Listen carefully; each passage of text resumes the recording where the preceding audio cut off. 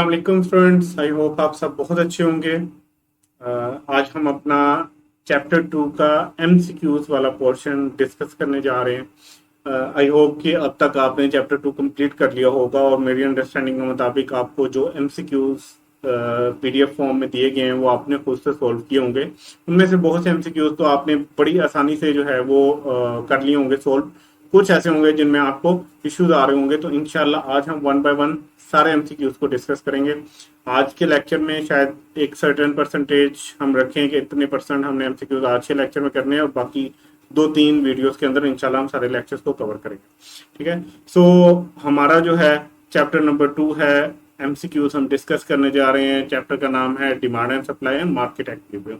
तो चलते हैं अपने पहले क्वेश्चन की तरफ। तो पहला क्वेश्चन है the demand for factor of production is called. Demand for factor of production क्या कहलाती है?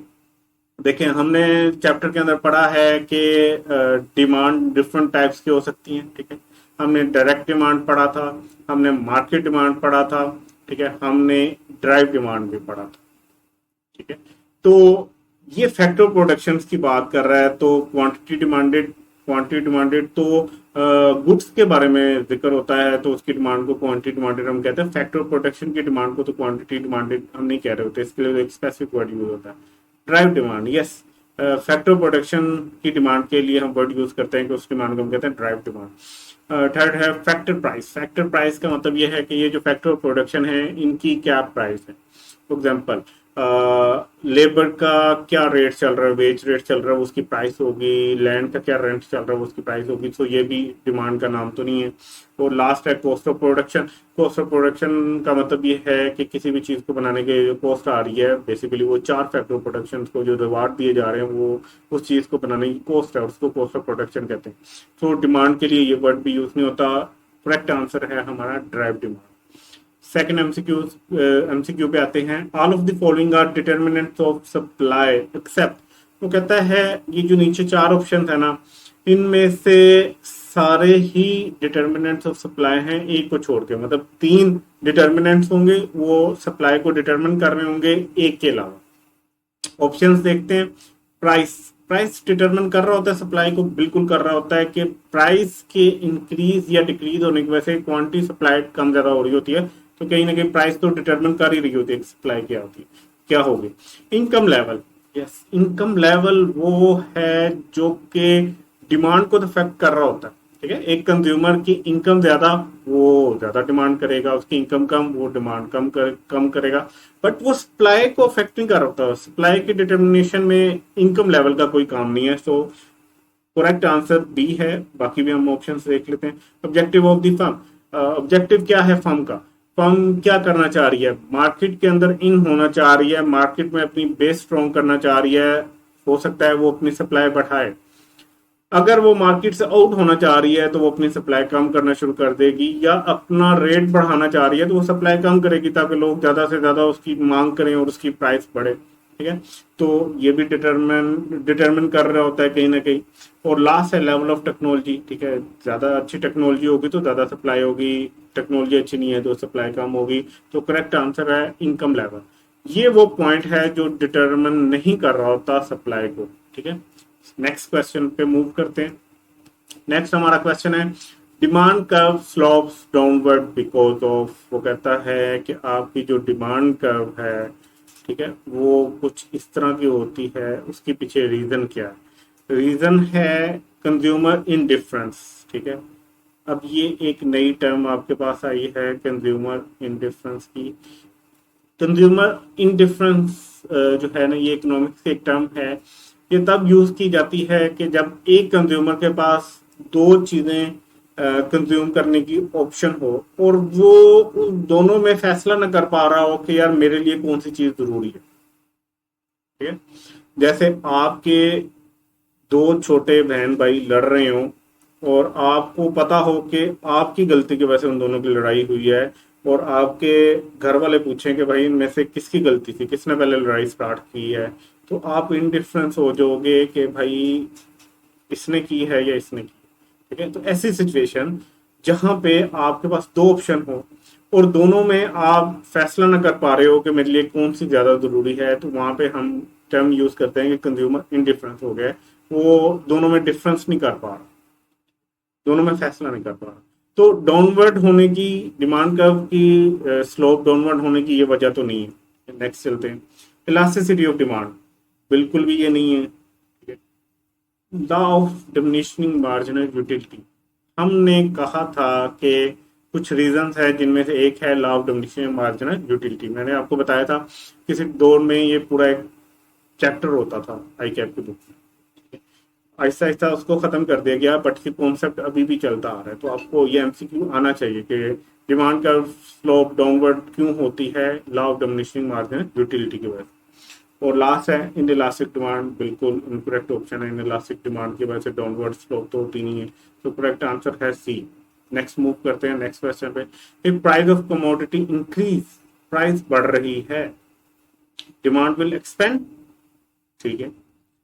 डिमांड विल शिफ्ट लेफ्टवर्ड, ठीक है। डिमांड विल कॉन्ट्रैक्ट, ठीक है। Demand remains constant. अब जरा देखते हैं कि हमने कहा था कि ये हमारी डिमांड कर्व है, ये हमारी प्राइस है, ये हमारी क्वांटिटी डिमांडेड है। प्राइस वो कह रहा है कि इंक्रीज हो रही है, तो से प्राइस पहले यहाँ पे थी, ठीक है, P1 Q1, प्राइस इंक्रीज हुई,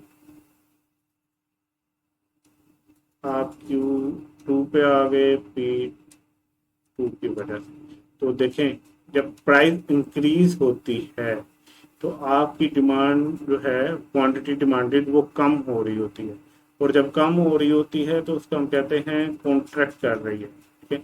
एक्सपेंड नहीं हो रही, शिफ्ट तो प्राइस की वजह से आता ही नहीं है, शिफ्ट तो आता ही नॉन प्राइस फैक्टर की वजह से।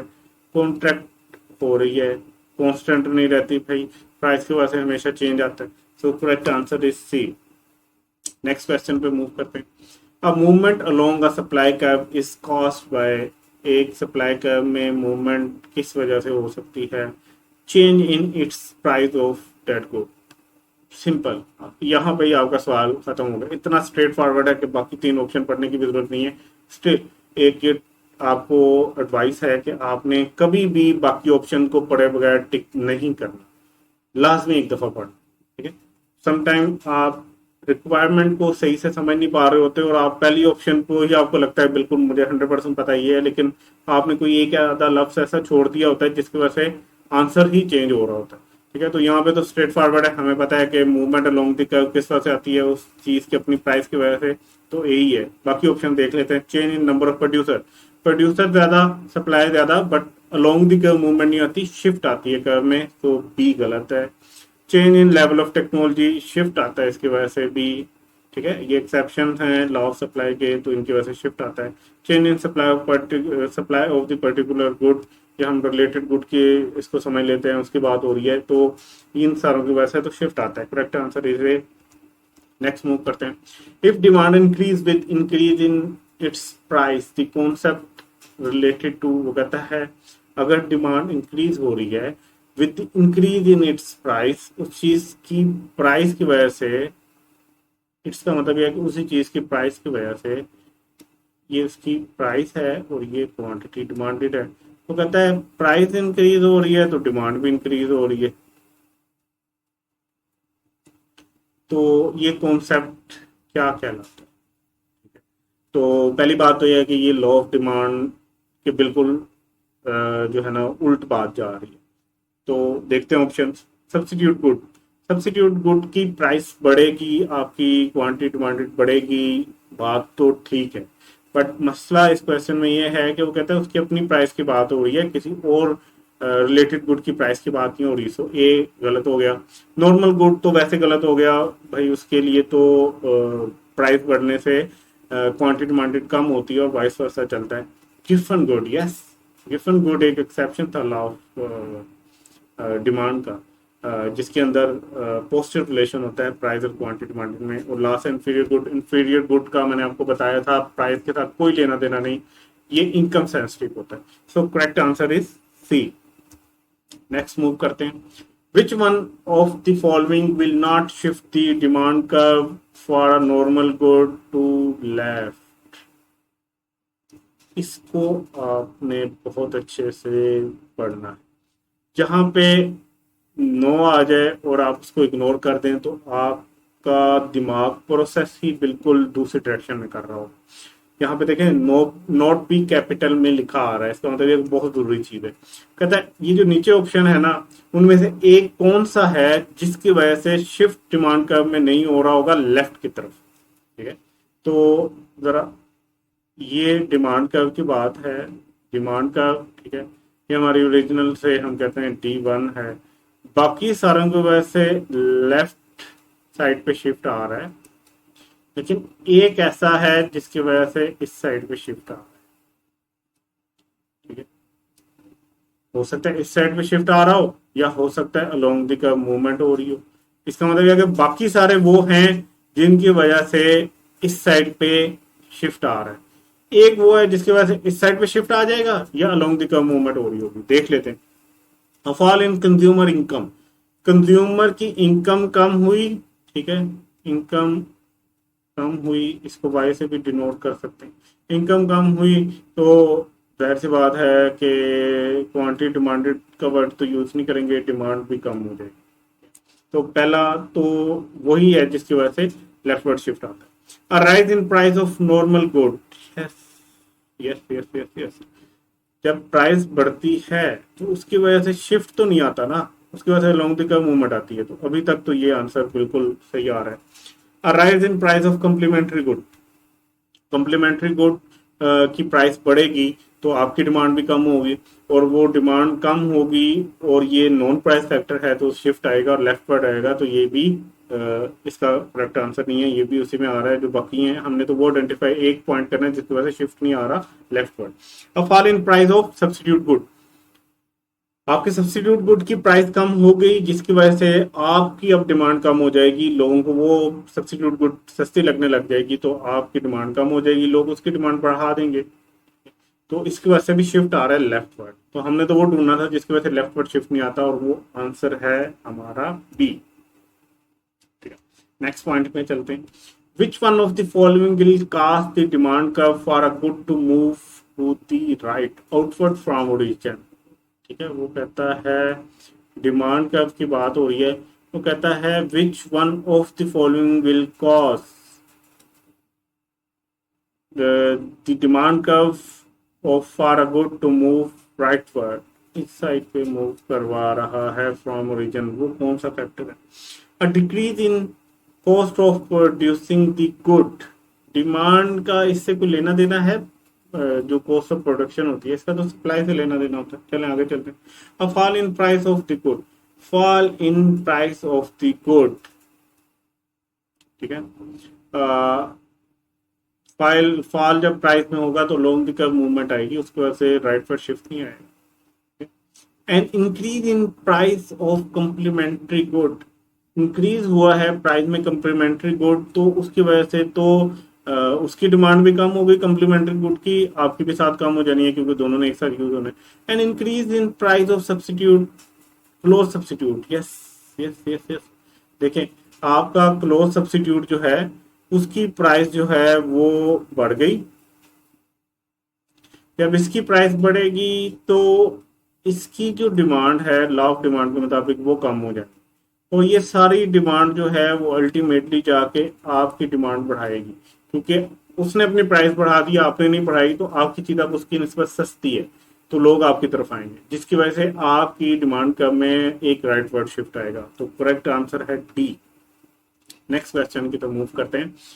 when the price of a good is held above the equilibrium price, the result will, क्या वो कहता है कि से कि ये मार्केट है, यहाँ पे एक एक्विलिब्रियम प्राइस,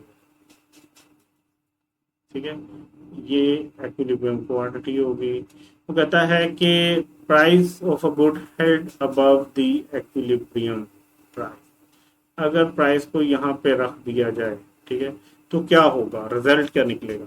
आंसर देखते हैं। एक्सेस डिमांड, अब जरा ये देखें, जब मैंने प्राइस ऊपर रखी तो चीजें महंगी हो गई एक्विलिब्रियम से, तो डिमांड तो भाई कम हो रही है। डिमांड का ये है ना, ये देखें, ये वाली का तो ये तो कम हो रही है, ये सप्लाई जो है ये बढ़ रही है। चलिए आगे देखते हैं। डिमांड का पहला तो आंसर ठीक नहीं है, ये रिजल्ट नहीं आने वाला। अ शॉर्टेज ऑफ गुड, नहीं, प्राइस ज्यादा मिल रही है, लोग सप्लाई ज्यादा करेंगे, शॉर्टेज क्यों होगी? A surplus of good, yes surplus होगी। आपने एक्विलिब्रियम से ऊपर प्राइस रख दी है, तो अब सप्लायर ज्यादा बेचना चाह रहे होंगे, तो वो सरप्लस में गुड चली जाएगी। एंड इंक्रीज इन डिमांड, बिल्कुल नहीं भाई, डिमांड तो कम हो जाएगी। सो correct answer is a surplus of the good. Next question की तरफ चलते हैं। Extension of supply curve from the given graph is, कहता है एक ग्राफ है आपके पास ये वाला, इसमें आपने बताना है कि एक्सटेंशन कहाँ पे हो रही है और सप्लाई कर्व है। ठीक है, ऑप्शन देखते हैं। कहता है एस से इससे इस साइड पे इस कर्व से S1 कर्व पे आप आ रहे हो, क्या ये एक्सटेंशन कहलाता है? नहीं भाई, ये एक्सटेंशन नहीं कहलाता, ये तो शिफ्ट कहलाता। S1 से जो है वो आप S पे जा रहे हो, क्या ये एक्सटेंशन कहलाता है? नहीं भाई, ये नहीं कहलाता extension. A to B, yes, यहाँ से यहाँ जा रहे हैं, यहाँ पे इतनी क्वांटिटी सप्लाइड थी, यहाँ पे इतनी है, ठीक है, क्वांटिटी सप्लाइड बढ़ गई, सॉरी क्वांटिटी सप्लाइड बढ़ गई।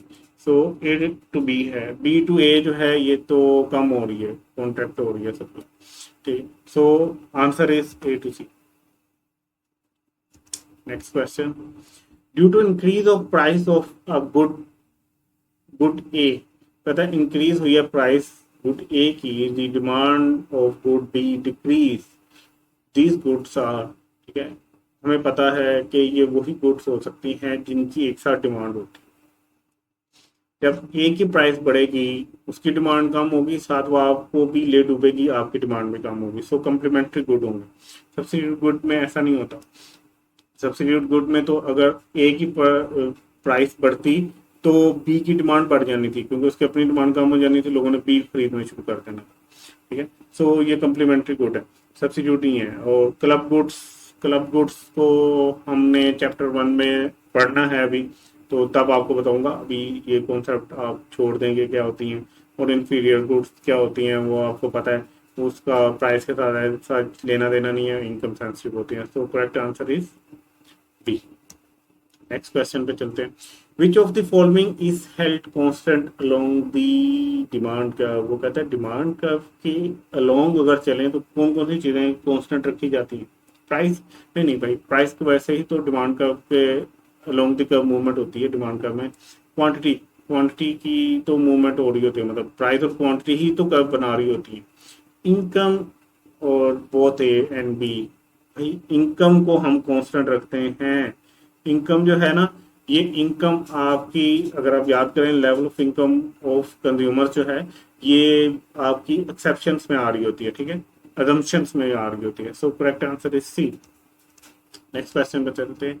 The supply curve would shift to left when, कहता है सप्लाई कर्व कब लेफ्ट शिफ्ट करेगी? तो जरा सप्लाई कर्व बना लेते हैं। ये सप्लाई कर्व है, लेफ्ट वर्ड का मतलब है कि इस साइड पे जा रही है, तो कब शिफ्ट करेगी? Price of good goes down, price की वजह से शिफ्ट नहीं होता, ये तो बिल्कुल गलत है।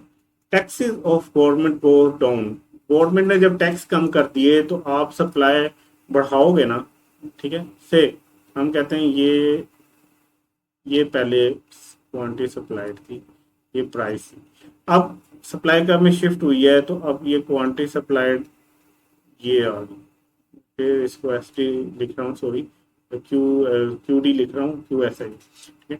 तो जब ये शिफ्ट हुआ लेफ्ट वर्ड तो ये कम होनी है, तो टैक्स जब कम होते हैं ना तो चीजें बनाना सस्ता हो जाता है, तो सप्लाई बढ़ जाती है।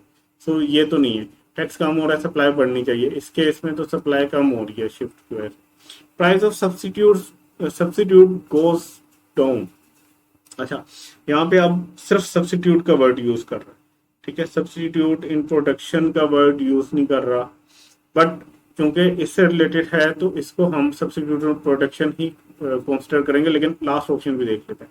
Price of complements go down, अच्छा ये दोनों अब ऐसा तो नहीं हो सकता कि वो दोनों पॉइंट उसकी बात कर दे और ऊपर वाले भी दोनों गलत हो, हम इसको भी गलत कर दें और हम कहें कि क्वेश्चन ही गलत बनाया। इस सिचुएशन में जब चार ऑप्शंस में से दो तो आपको स्ट्रेट फॉरवर्ड पता है कि आंसर नहीं है, इसका मतलब यह है कि आंसर या तो सी में है या डी में, और इन दोनों में उसने सब्स्टिट्यूट इन प्रोटेक्शन या कंप्लीमेंट इन प्रोटेक्शन की बात ही नहीं की। ठीक है, उसने सब्स्टिट्यूट और कंप्लीमेंट की बात की है, तो हम यही अज्यूम करके चलेंगे ये सब्स्टिट्यूट इन प्रोटेक्शन और कंप्लीमेंट इन प्रोटेक्शन की ही बात कर रहा है, तो तभी इनमें से एक आंसर करेक्ट आ सकता है। ठीक है, तो अब जरा देखते हैं वो आंसर कौन सा होगा। हम ये देखना चाहते हैं लेफ्ट किस वजह से जाएगा। Price of substitute good go down, अगर सब्स्टिट्यूट गुड जो मेरी वाली गुड के बदले में बनाया जा रहा था उसकी प्राइस कम होगी, इसका मतलब है कि मेरी अब गुड ज्यादा बनानी पड़ेगी क्योंकि वो ज्यादा रेवेन्यू दे रही है, ज्यादा प्रॉफिट दे रही है, तो उसकी वजह से तो इस साइड पे शिफ्ट आना चाहिए था। ठीक है, लेकिन ये तो लेफ्ट पर शिफ्ट हो रहा है, सो सी आंसर नहीं है। ठीक है, price of complement go down, जब आपको पता है कि दो चीजें एक साथ बनती हैं और आप उन दोनों को बेच के पैसा कमा रहे हो, एक चीज की प्राइस कम हो गई है तो अब आप दूसरी चीज भी उस नियत से नहीं बनाओगे क्योंकि दोनों बिक रही थी तो ज्यादा प्रॉफिट हो रहा था। ठीक है, तो answer is D. Next move करते हैं।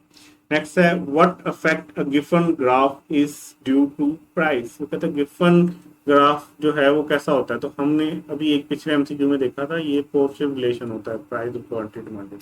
इसकी प्राइस बढ़ती है तो क्वांटिटी डिमांडेड भी बढ़ती है। ठीक है, तो इसका पॉजिटिव होगा, positive negative no both, positive के साथ। 15 question, X and Y are substitute in consumption. अब ये देखें कंजम्पशन की बात होगी ना, इन प्रोडक्शन की बात नहीं हुई, तो इसका मतलब यह है कि डिमांड वाले सब्स्टिट्यूट की बात होगी। प्राइस ऑफ एक्स इंक्रीज, ठीक है, अब दो गुड्स हैं एक्स और वाई, ये दोनों सब्स्टिट्यूट के तौर पे काम यूज होती हैं, या ये ले लो या ये ले लो। इसकी प्राइस बढ़ गई है तो जाहिर सी बात है इसकी डिमांड बढ़ जाएगी। ठीक है, इसकी प्राइस बढ़ने से उसकी डिमांड बढ़ जाएगी। Decrease demand for X decrease, अच्छा होता है X and Y are substitute in consumption, ये दोनों ऐसे हैं। If price of X increase demand for X decrease, बिल्कुल सही है, अगर एक्स के लिहाज से देखें तो उसकी प्राइस बढ़ी है और डिमांड डिक्रीज हो जाएगी। डिमांड फॉर वाई डिक्रीज, नहीं डिमांड बढ़नी चाहिए। डिमांड फॉर एक्स इंक्रीज, नहीं, एक्स की डिमांड क्यों बढ़ेगी, लॉ ऑफ डिमांड कहता है उसकी प्राइस बढ़ी है डिमांड कम हो जानी है। डिमांड फॉर वाई इंक्रीज, ये भी सही है। ठीक है, सो दो आंसर यहाँ पे सही आ रहे हैं, बट इसमें से चूज डी क्यों किया गया। ठीक है, डी सॉरी डी इसलिए चूज किया गया है कि यहाँ पे जब सब्स्टिट्यूट का वर्ड आ गया है तो वो आपसे बेसिकली सब्स्टिट्यूट गुड्स के बारे में ही पूछना था, या तो वो सब्स्टिट्यूट से रिलेटेड बात ना कर रहा होता और या आपको दो ऑप्शन दे देता। ऐसे भी एमसीक्यूज आते हैं जिसमें कहते हैं दो करेक्ट ऑप्शन को टिक करें तो फिर आप ये दोनों को करते, पर यहाँ पे एक ऑप्शन उसने आपको टिक करने के लिए कहा है, तो आप खाली लॉ ऑफ डिमांड की बात करने जाएंगे कि प्राइस इंक्रीज हो गई है तो उसकी अपनी ही डिमांड डिक्रीज हो गई है, तो वो फिर भाई सब्स्टिट्यूट को बताने का क्या तुक था उसका। तो हम प्रेफर ये करेंगे कि अगर एक ही ऑप्शन है तो क्योंकि सब्स्टिट्यूट का जिक्र आ रहा है तो हम उसके सब्स्टिट्यूट की डिमांड का आंसर देंगे। ठीक है, तो हमारे 15 एमसीक्यू डिस्कस हो गए हैं। इंशाल्लाह मिलते हैं नेक्स्ट वीडियो में। अपना ख्याल रखिएगा, अल्लाह हाफिज।